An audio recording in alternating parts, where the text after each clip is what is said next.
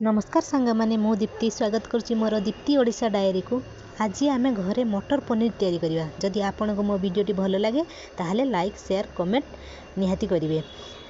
चलतु डेरी न करी आरंभ करवा। फास्ट देखु कटा होता पनीर की गरम तेल रे छांकी देली ब्राउन हवा पर्यंत।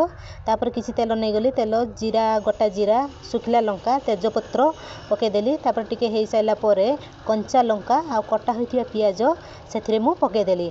छेचा होता अदा रसुण भी से पकईली।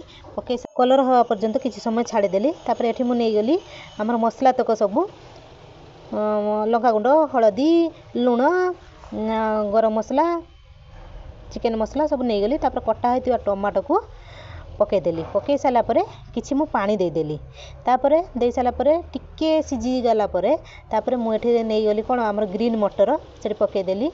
पकई सारा पर आउ किछि पनीर रखिथिली से सब पकईदेली। पकई सारा पर मोर रेडी हो गला मटर पनीर। आपण मानक मो वीडियो केमती लागला सांग माने निहाती कहबे। आपण माने एमती थरे निहाती ट्राई करंतु आउ निहाती कमेंट माध्यम रे कहबे केमती टेस्ट अछि।